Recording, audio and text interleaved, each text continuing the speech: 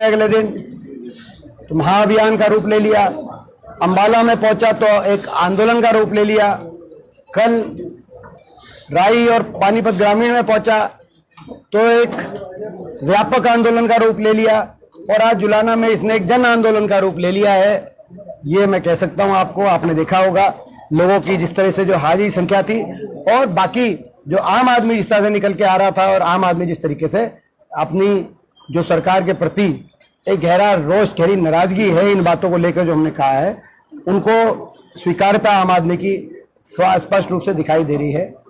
पहली बात। दूसरी बात, भाजपा का जो इस अभियान के बाद तिलमिलाहट दिखाई दे रही है, सरकार की जो तिलमिलाहट दिखाई दे रही है, वो किसी से छुपी नहीं है। पहले दिन सरकार के काफी वरिष्ठ एक दो केंद्रीय मंत्रियों का बयान आए।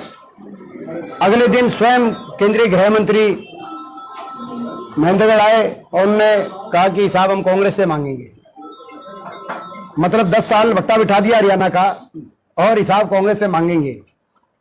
और उनकी जबान पे उनके खुद के मुख्यमंत्री जी का नाम नहीं सुनाई दिया, उनकी जबान पे 10 साल के बाद भी हुड्डा साहब का नाम सुनाई दिया।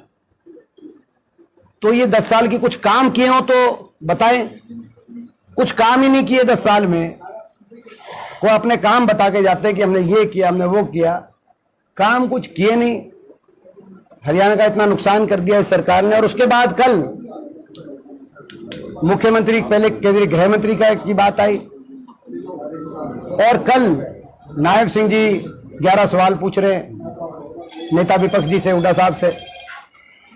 तो ये कैसी भाजपा की 10 साल के कार्यकाल के बाद, यानी कि कुछ 11 काम बताने को नहीं है,